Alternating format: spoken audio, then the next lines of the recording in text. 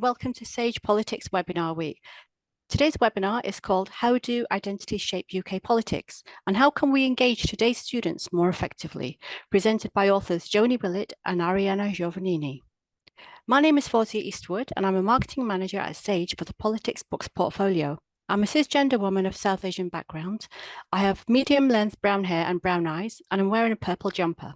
My pronouns are she, her. Before we start, I'd like to share some webinar housekeeping information with you. We're recording this webinar.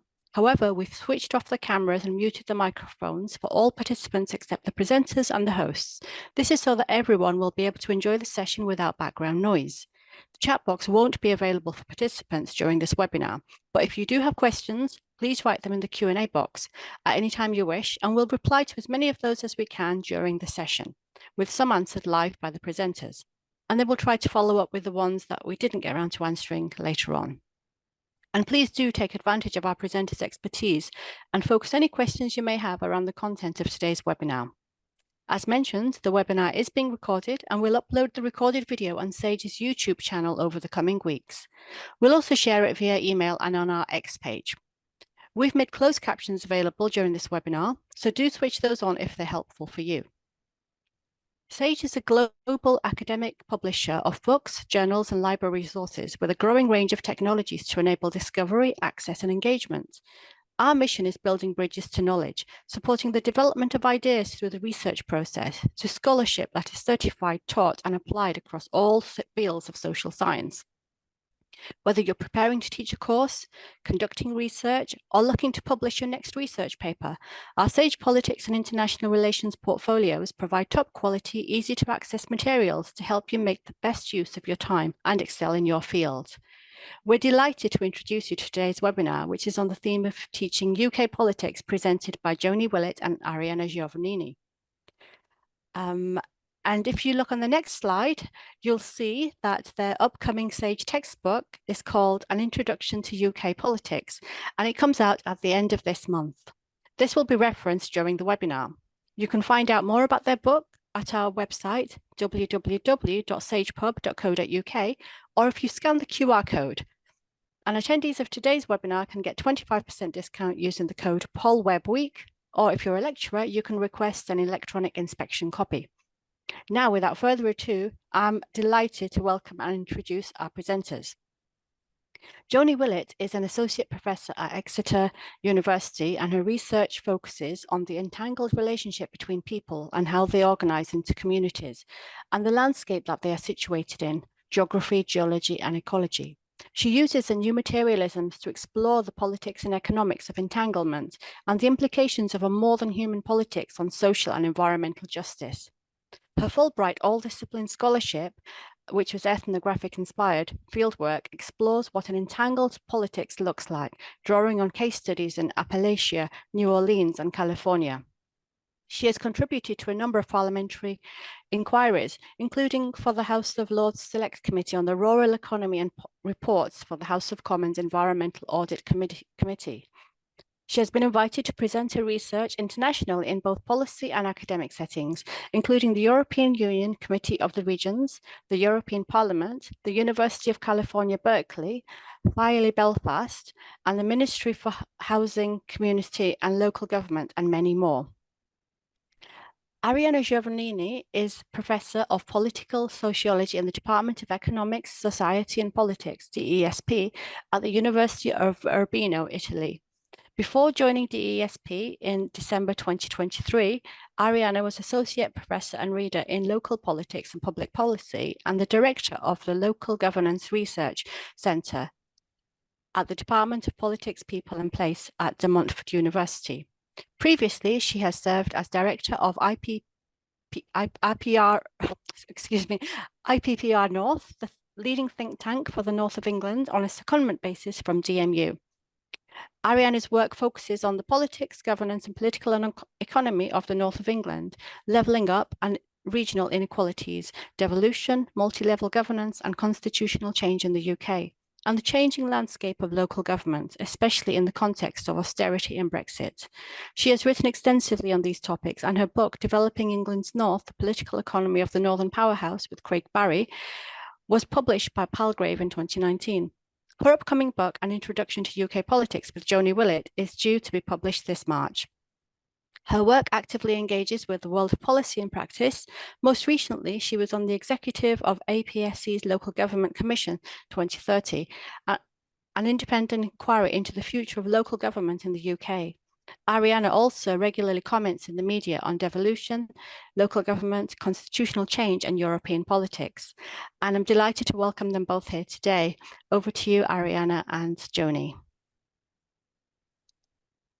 Hi, I'm Joanie Willett. I'm Associate Professor in Politics at the University of Exeter, as Fozia told us. I'm light-skinned, I've got dyed red hair, and I'm in my mid-40s. My pronouns are she, her. Okay, to start out with, I wanted to kind of like introduce you to the questions that are guiding our webinar this evening. So the key questions that we've got kind of separate out into two strands. So one of those strands is the kind of like the overall threads or the overall kind of intellectual questions that we're dealing with, and the other strand is the teaching related questions, or what we feel our new book contributes towards sort of the challenges of teaching politics, or teaching about UK politics. Okay, so the intellectual questions, if you like, that we're going to be looking at over the next little bit of time, or over the next hour, are firstly, to what extent are formal political mechanisms truly representative of the UK as a whole? So we talk a lot in the book about pluralism and the need for, and we discuss why pluralism is important, why it's important that many different voices, or why it's important in a liberal democracy for many different voices to be able to have access to the decision-making sphere, to be able to make their voices heard within the political system and the sort of the structures that shape our world. But also we think about whether politics in the UK is very plural, whether it is a space that lots of different people are able to access, and whether regular people are able to shape the politics, or able to shape the communities at a local and national level that we live in. So, which then brings us on to our next little question, which are members of our communities able to have a meaningful impact on the UK government, policy and institutions? And this feels like a really important question. You know, it's not just necessarily about the degree to which technically people are able to shape political questions, but it's also really important about whether they actually are able to do this. And what are the alternatives? So the analytical, teaching questions, and these are also the questions that the book really grew out of. So one of the things that we were noticing a lot is that there was a massive difference between students who had taken a politics A-level and students that hadn't. So students who had taken a politics A-level, they would go, they'd go into British politics class, and they'd be like, "Oh, this is all going to be fantastic. I've covered this material before. Now I want something more. Give me something more."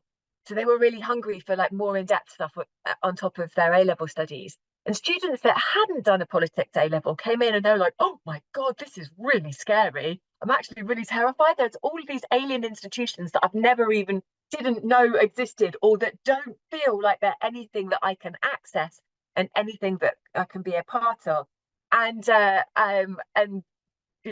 were just like totally disengaging out of the module. So it felt like we needed to do something that really brought those two groups of students together, that gave the students who had done an A-level something to really chew on, and the students who hadn't done an A-level that kind of made it feel really relevant. And that links to the second part of our sort of teaching questions that this relates to, and that's the way that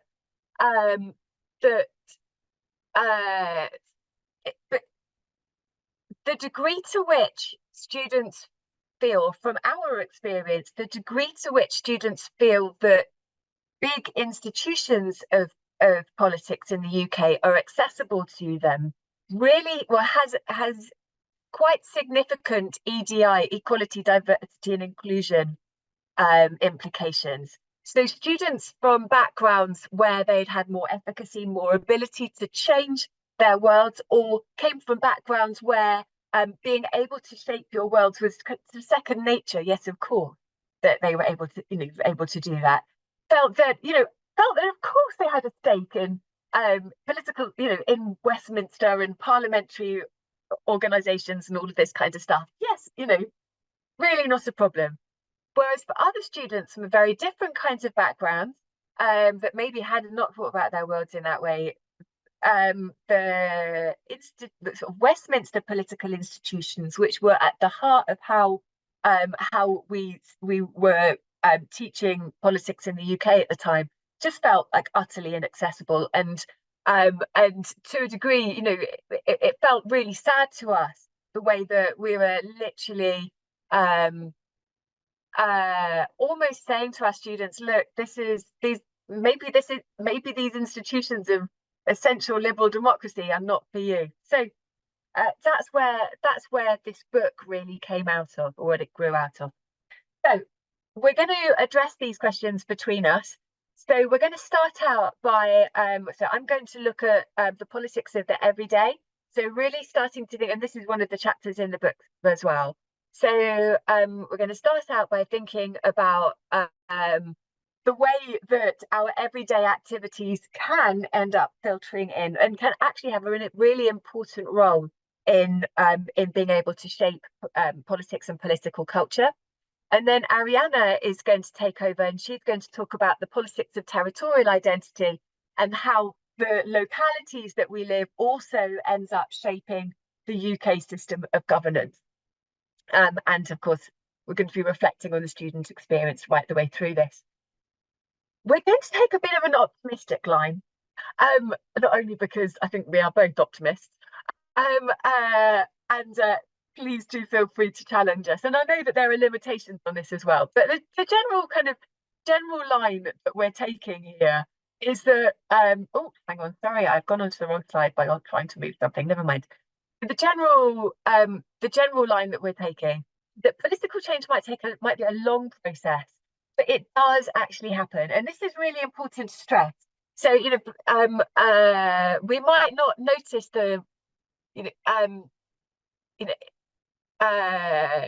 it took well over a century between Mary Wollstonecraft writing A Vindication of the Rights of Women in the late 1780s, and women in Britain actually getting the vote in the 1918 and the 1920s. This is an enormous length of time. However, so political change can sometimes take an enormously long process. However, that process does actually happen, and there's all kinds of ways that these things go up. So what we're really trying to highlight here is that governmental agendas and the policies and the decisions that happen at a UK government level reflect the ongoing efforts and struggles that come up from the bottom, or that come up from amongst our citizens and amongst our communities. And in our book, we're going to argue that political identities are really crucial for making change happen. This is where we're going to start by talking about the politics of the everyday. And I already covered this really, about the feeling that institutions such as Westminster, amazing building that it is, an amazing political institution that it is, however, it can be extraordinarily alienating for people who A, don't necessarily live in London, or don't have an awful lot of time around London, and B, it's a very sort of middle or upper class kind of world that not everybody feels that is accessible to them, even if they find themselves within the building. There's a whole it's a different kind of cultural milieu that can be extraordinarily challenging for a lot of people. However, politics happens in other places. Now, I don't know how many people are joining us from Cornwall, or how many people who are joining us have been to Cornwall or have had any association with the area whatsoever. However, we are going to start. Joanie, in Cornwall, which for people who don't know is in the far southwest of the United Kingdom. And we're a peninsula, and we are surrounded almost entirely by sea. Being around the sea means that people in Cornwall become very firmly attuned to, we spend a lot of time in and on the sea. It's just what happens here. And one of the things that was happening in the 1980s and 1990s is that a group of water users were getting really fed up, seriously fed up, that the seas were incredibly polluted. Quite literally, poo, raw untreated sewage was being discharged into the sea. And if you were a surfer, that meant that you were spending quite a large chunk of your life sat in water amongst filth, and surfers were becoming really, really ill as well. So quite literally, I've got a colleague actually who'll talk himself about being politicized by poo, quite literally. So he was also part of this kind of like early surfers against sewage kind of movement, where surfers kind of like got together and were like, we can't have this cannot continue.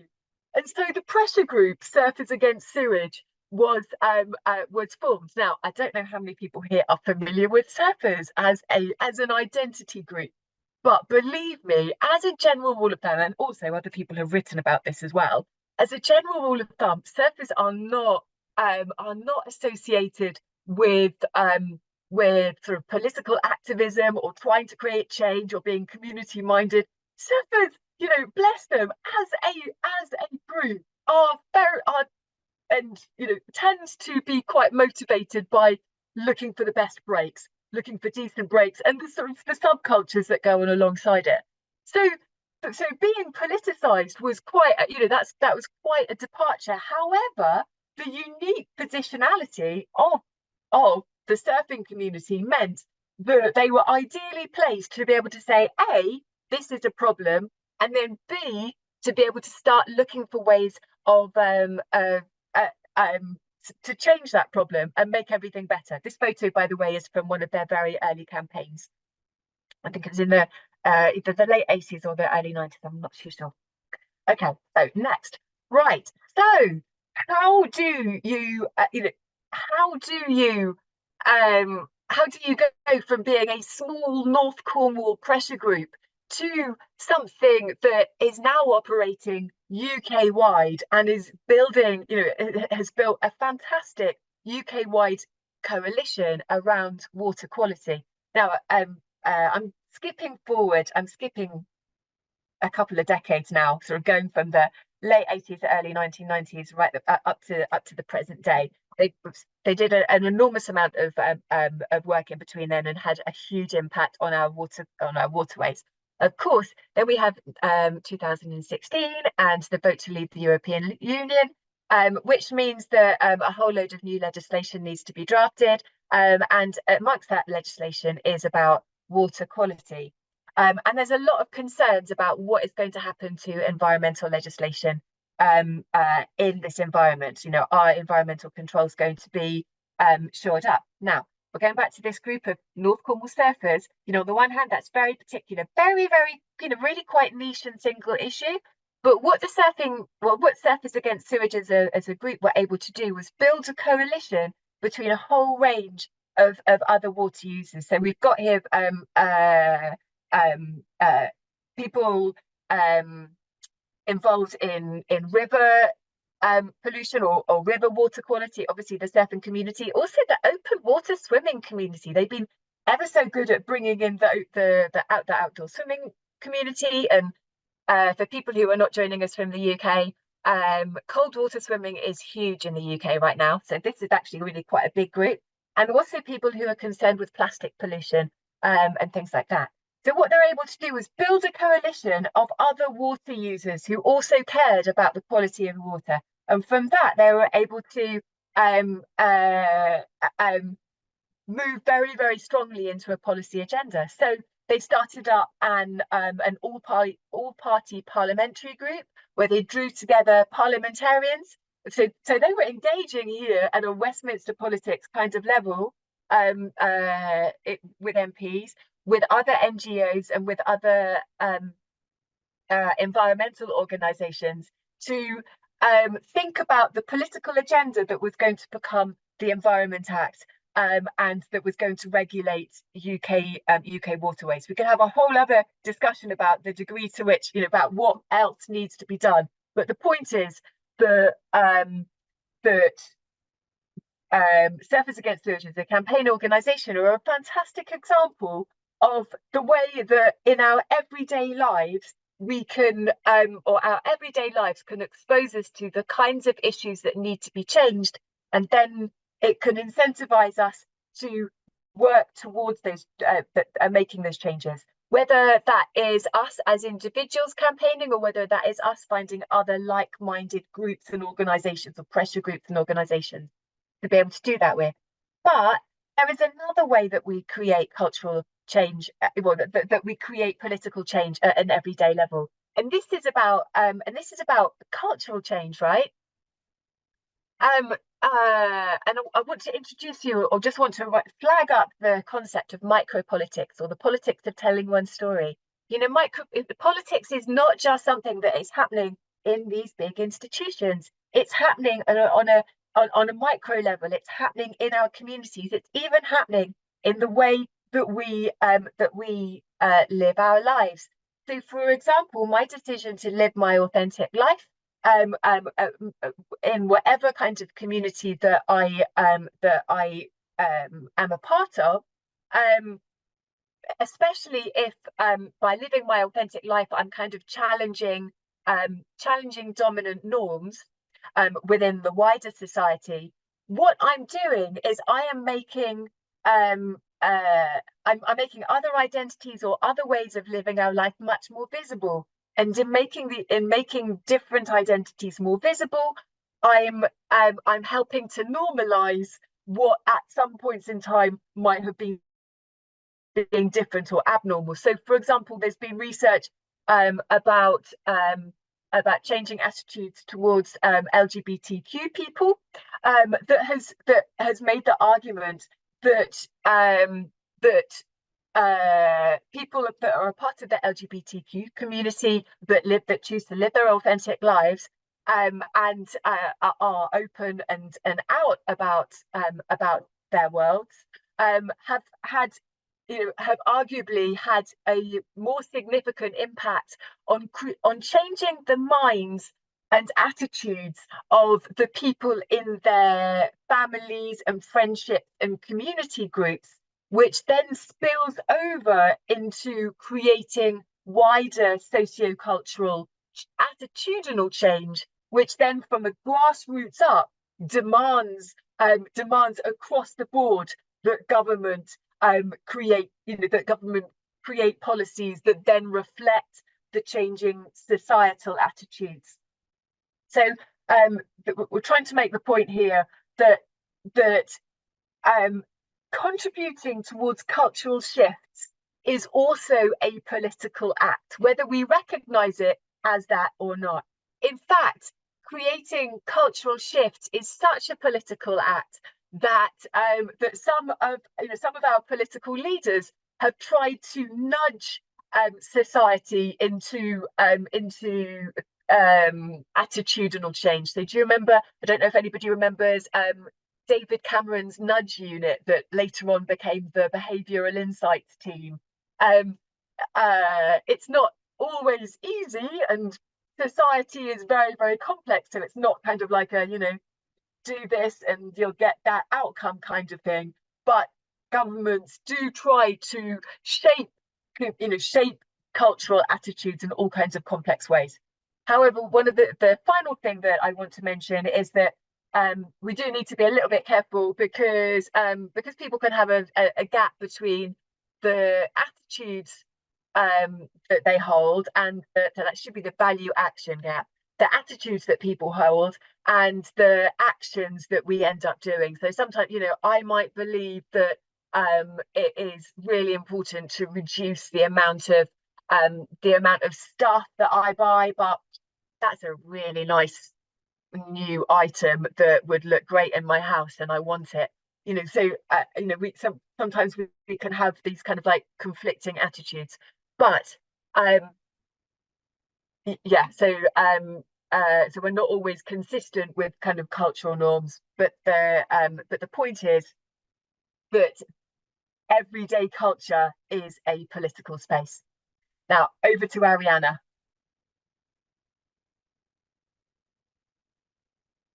Thanks very much, Joanie. Hello, everyone. My name is Arianna Giovannini. As Fotia was saying, I'm a professor of political sociology at the University of Urbino in Italy. I have dark hair and dark eyes, and I'm wearing a black dress, and my pronouns are she, her.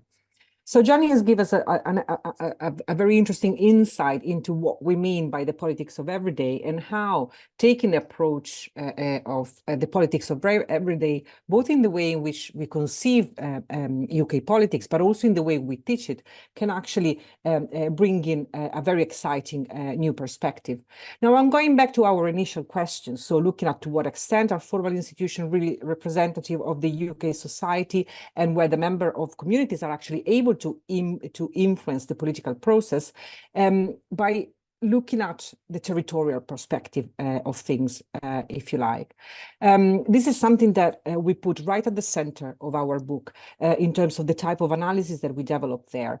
Anyone who has taught UK politics before and used existing textbook might have noticed that the territorial matters within the United Kingdom tend to be confined towards the end of the book, just as if they were, of secondary importance, or as if they were not as important as looking at how institutions in Westminster and London actually work. Well, in our book, we contend that the traditional approach actually tends to present our political system as a sort, and the country in itself, the UK in itself, as a sort of a monolithic entity. And we really wanted to change that approach by saying, well, actually, if we look at the type of state that the UK is, well, the UK is a multinational state, and that is something that we should take as the starting point of any attempt at understanding and teaching British politics to our students. So looking at the UK and starting from a perspective that looks at the UK as a multinational state, help us to understand, first of all, how the UK shouldn't be understood as a monolithic entity, but rather as a sort of an assemblage of different territorial identities. And this also helps us to highlight and reflect on how this conception of the UK as a kind of a composite entity affects our political system. And also it helps us to assess how this impacts on the territorial constitution of the UK and how it is evolving over time.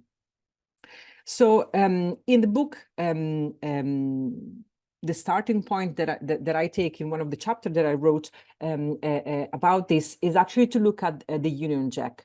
So what is in a flag is the question that I pose in this slide, because I think that if we want to try and understand what we mean by the UK as an assemblage, actually trying to look at the component parts of the Union Jack help us to understand how the UK has come together in a kind of an incremental way, and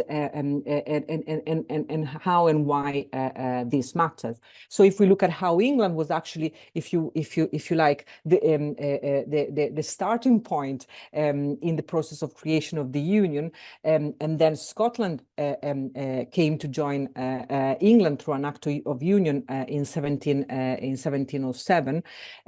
First of all, this first kind of union between England and Scotland help us to understand that England, in one way or another, has always remained, or has continued to be perceived as the core of the Union, and the other parts, the other nations, were then kind of joined the Union.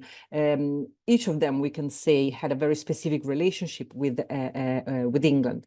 So the first, at first, England and Scotland came together in 1707, and this led to, in terms of the evolution of the flag and the evolution of the country, to the original Union flag, to which then the Irish flag was added. Of course, the relationship between Ireland and the main British island has always been a complex one, but Ireland is still represented in the flag.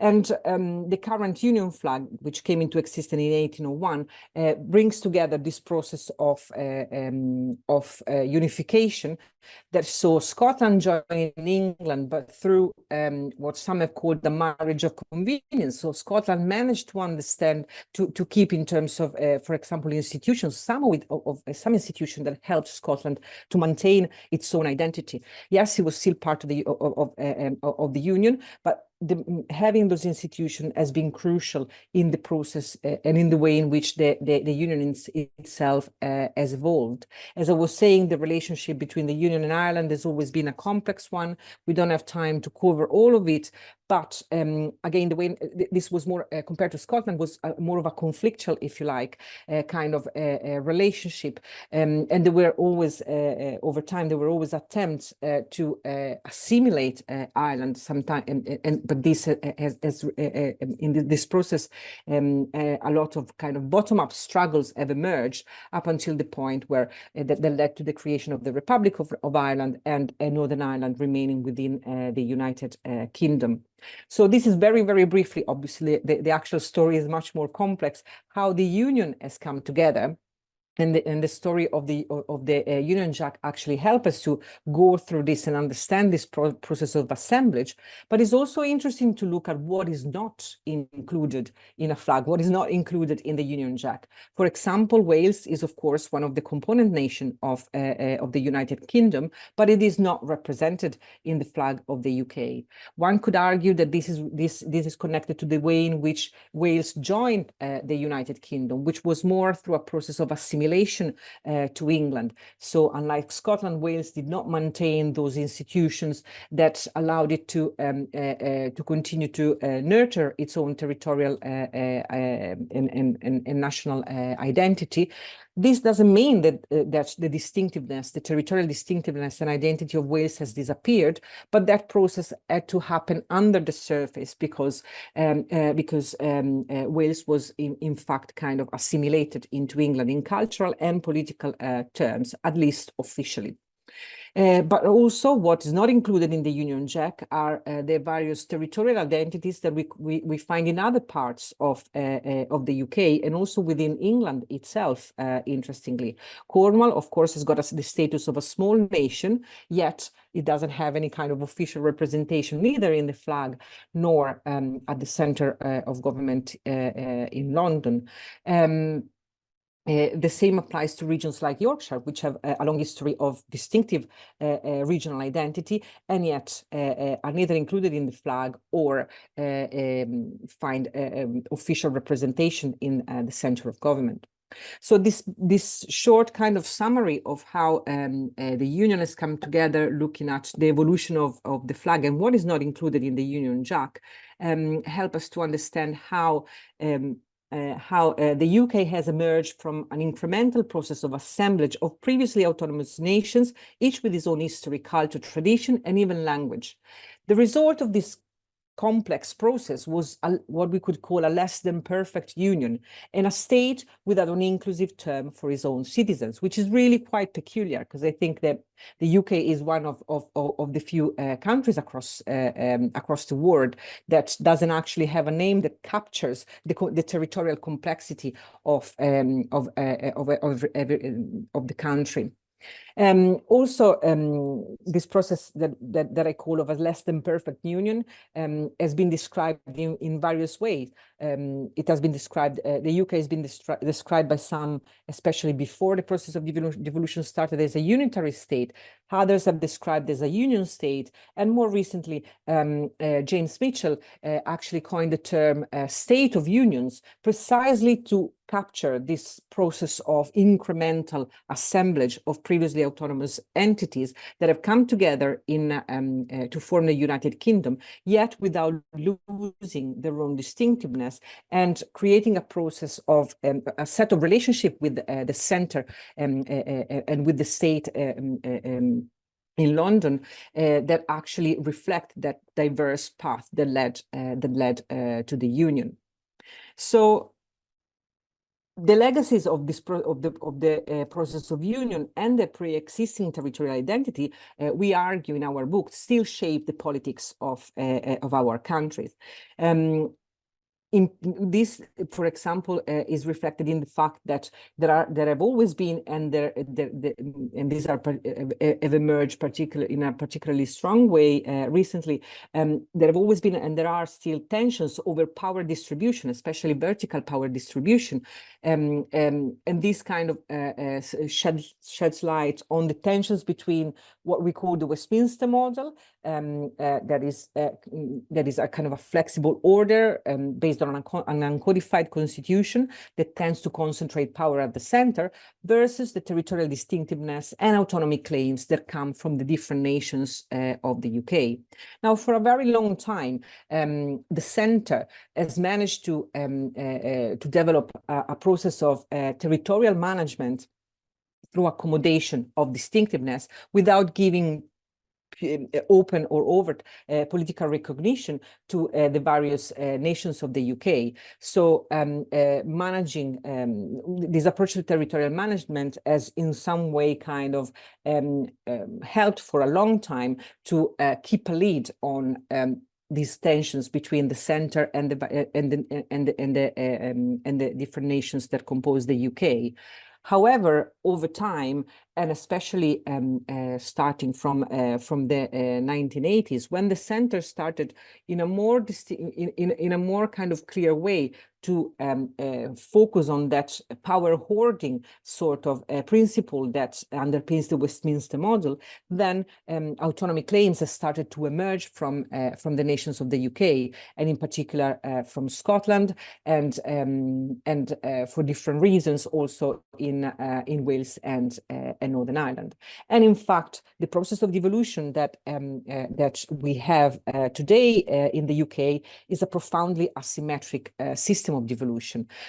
Scotland, as we know, is the nation that has got the kind of the most devolved powers, and if we could say, is got like the strongest system of devolution in the UK. One could argue that this actually reflects the way in which Scotland joined the United Kingdom. And as I was saying earlier on, Scotland managed to keep its own institution and a distinct sense of territorial identity.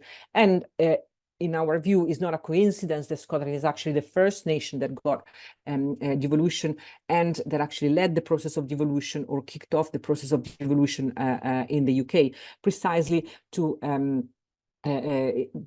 precisely when it started to kind of claim further autonomy and a recognition of its distinctiveness in political terms.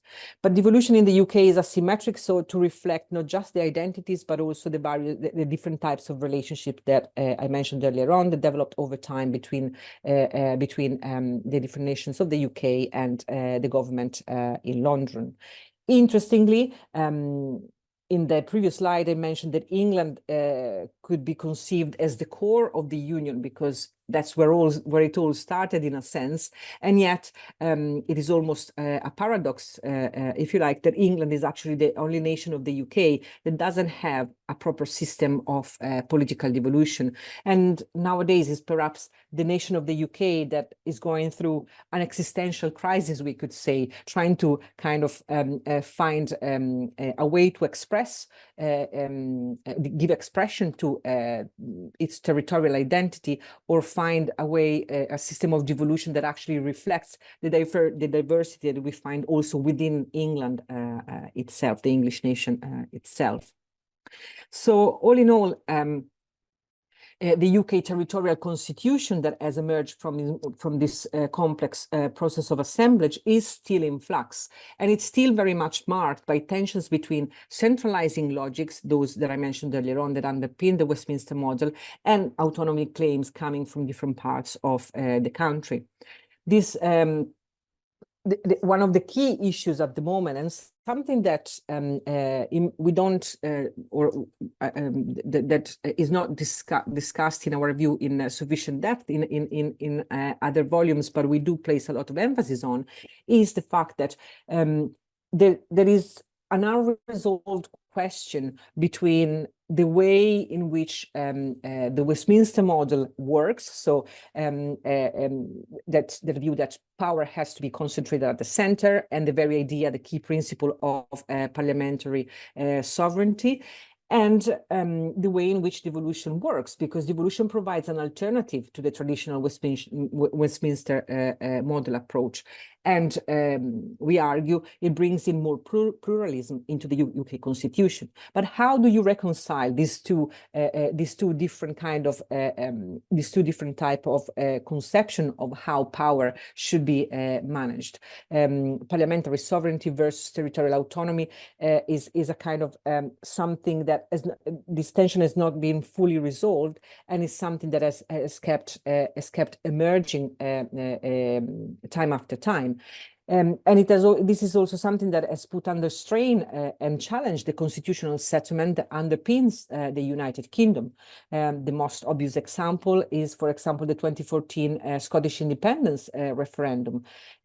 As we know, the no camp won at the time, but the way in which the Scottish population actually engaged with the whole referendum campaign on one side or the other really showed the way in which communities in Scotland actually care for their nation, the way in which devolution has helped to give a political meaning and has re-empowered Scotland as a political community that wants to have a say over its future. So we are going back to our initial question of how members of communities are actually able to shape and impact governmental decisions.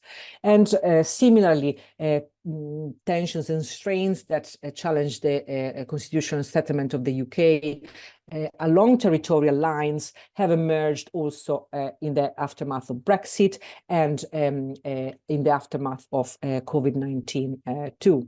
So the territorial cleavages, because it's definitely more than one, that characterize the United Kingdom, really shape the politics of our country.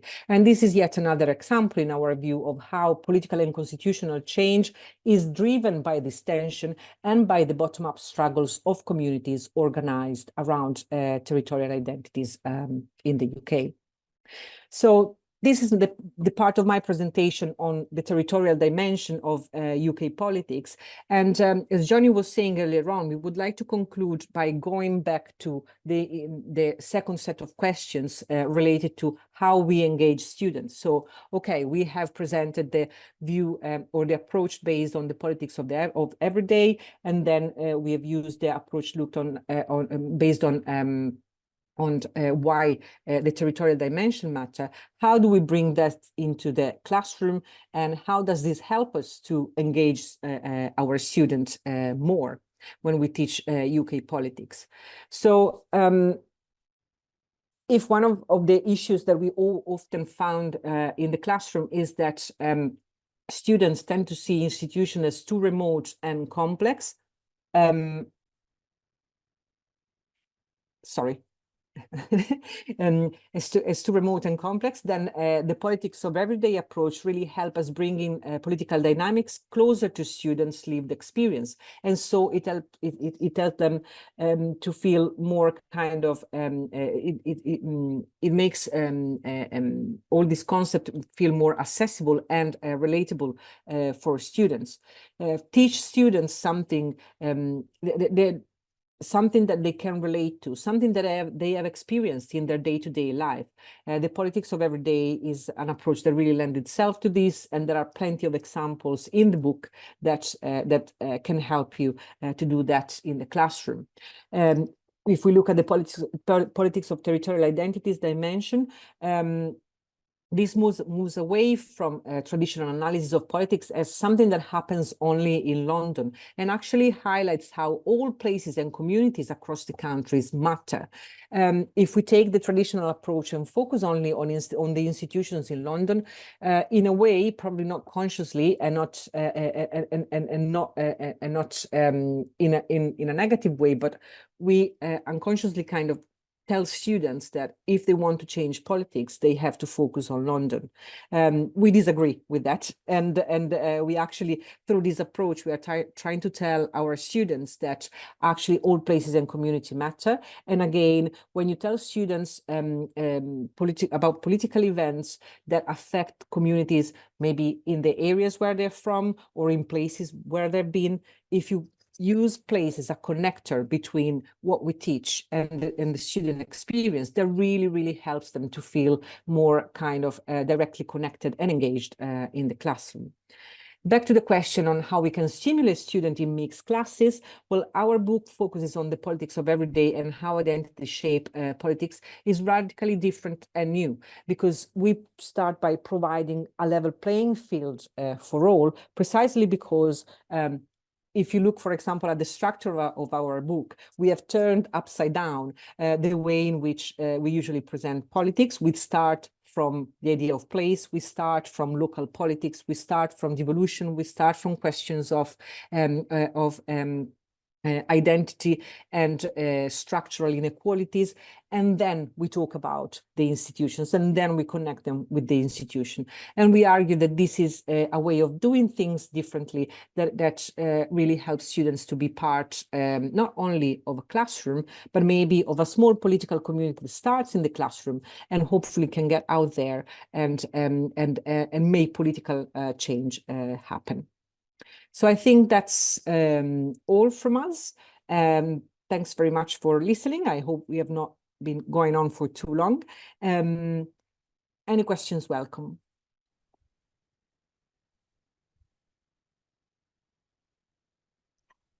Yes, so just to remind everybody to write your questions in the Q&A box, which is if you flash to the bottom of your screen there, you'll see the Q&A box. Do write your questions in there for Joanie and Arianna.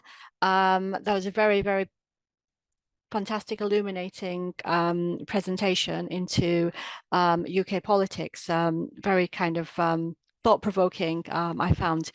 But I'm just looking to see if anybody's writing anything live in the chat box now, but I do want to share that we had some questions which were asked in advance. And sorry, my camera doesn't seem to be working at the moment. So we can see you, Fozia. Okay, fantastic. Yes, so the first question I would like to pose is, so this one came in talking about the micropolitics of change and the power of the everyday. It can appear that social and political change happens pretty easily, but it doesn't always feel like that. And creating large-scale political change is actually hard. And could you speak more to that, please? So I take that one, Arianna. Yeah, I know. And it's really important not to oversimplify, isn't it? I think going back to the point about the length of time that it took between Mary Wollstonecraft writing A Vindication of the Rights of Women and women actually getting the vote, you know, there was like well over a century in between those two things. And not wanting to go too far into analogies around, you know, turning around big ships and things like that. You know, cultural change can take a really long while. And I'm thinking actually about, oh God, do you remember after, well, for people who are based in the UK, I think it was in 2017, and David Attenborough came out with a his series about the blue planet, and in one of the one of these series that came out around 2017, there was a lot of emphasis about plastic pollutions in the seas, and then all of a sudden, like, everybody was thinking, bang, you know, all about plastic pollution. And like literally overnight, there was a groundswell of public opinion that was like, we must ban plastic straws. And lo and behold, like 2 years later, plastic straws were eventually banned. But that was like an overnight change. It was a snap thing. It was really, really fascinating.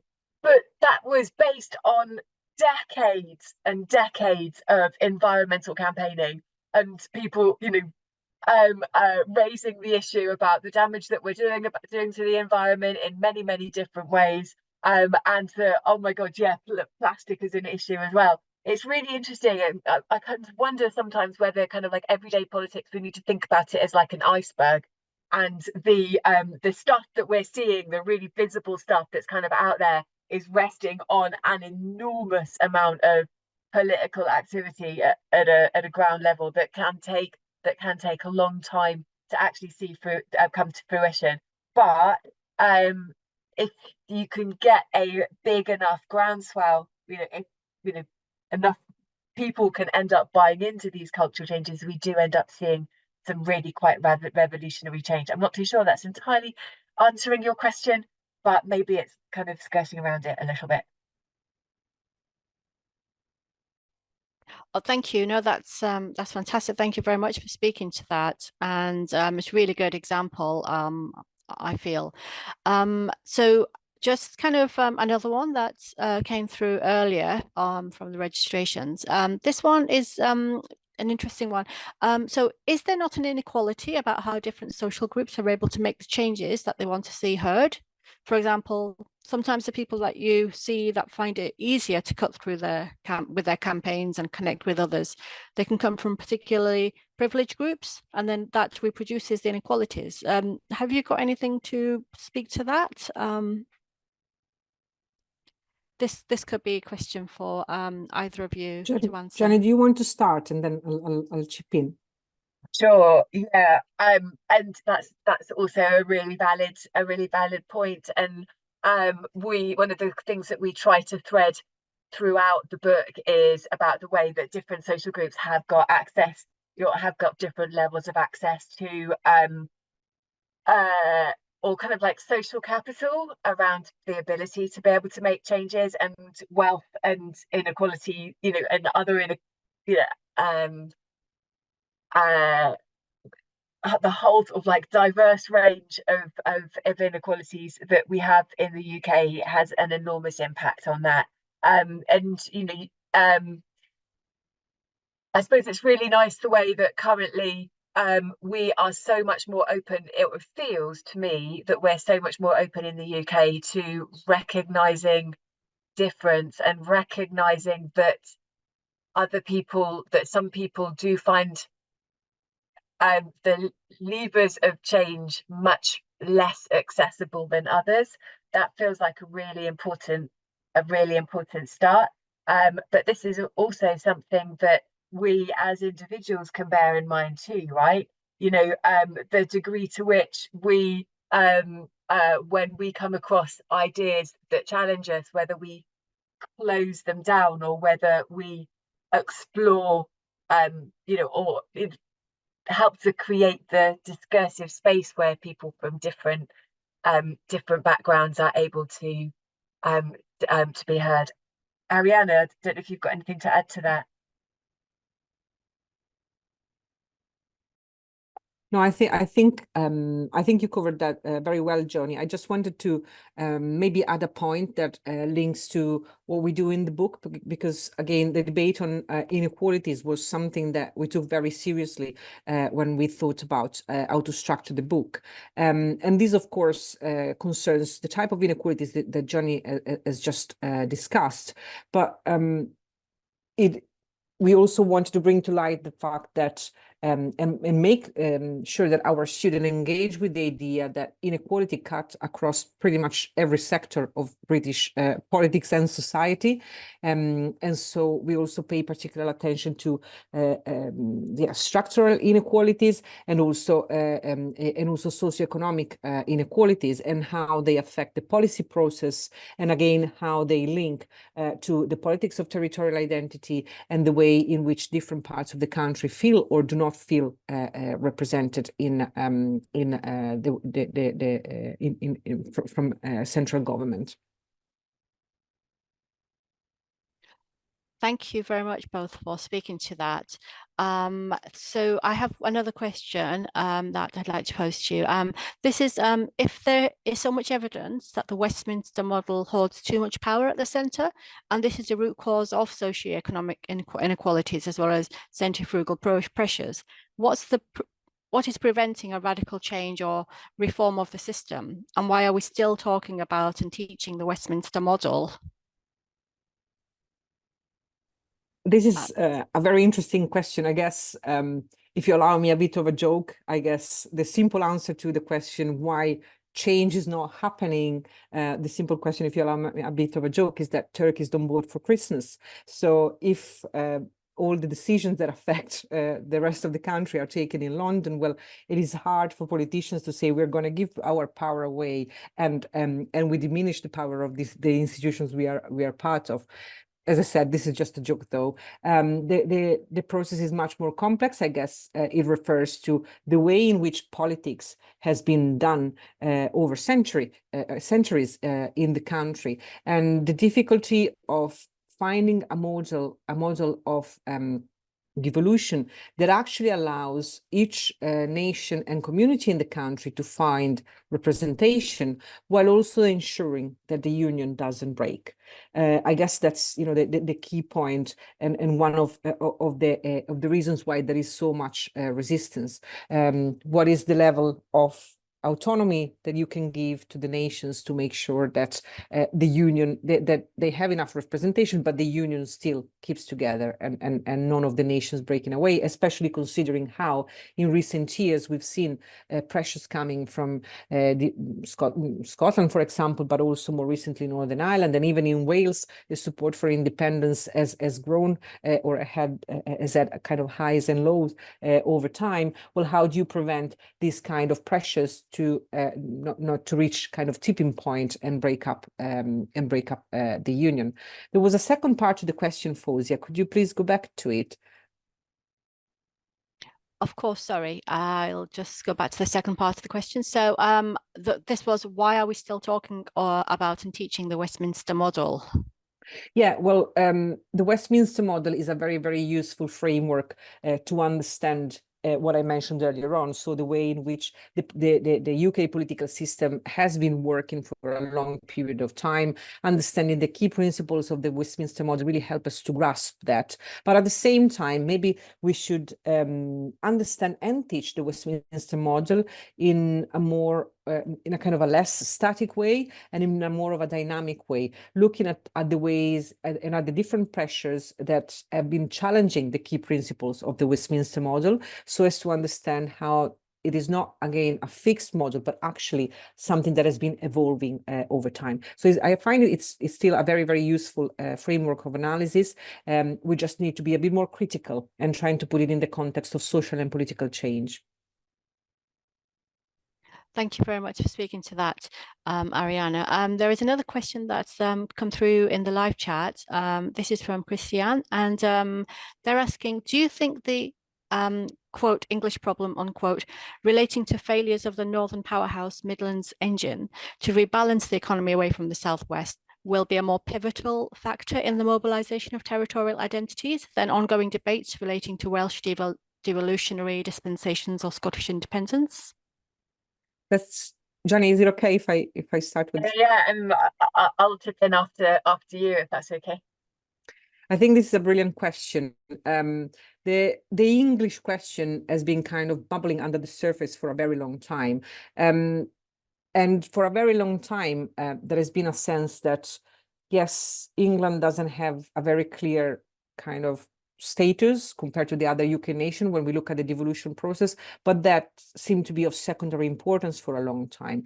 We've seen more recently, actually, that if we look at the 2019 general election, for example, that England does have its own kind of pockets of territorial distinctiveness, one of them being the north of England, that actually can and do tilt the balance at the ballot box. So having certainly looking at the English question, or the English question has become more prominent, it is still probably, excuse me, played along different lines compared to what happens in Scotland, Wales, and Northern Ireland, but it's certainly growing in importance. And I think it will do so even more going forward. Yeah, I don't have a huge amount to add to that, Arianna. I think that's sort of like covered it really well. But it is going to be fascinating to see what happens with regards to devolution over the next little bit of time. I mean, political change in the UK happens really traditionally we think about it happening really incrementally, and sometimes that stuff really happens kind of like a much more quickly. But certainly sort of territorial change feels like it's part of an incremental evolving process. And it will be really interesting to see what happens over the next bit of time, and also the next government as well, whatever form of government it is that we have. What happens to devolution in the English areas? I strongly suspect that if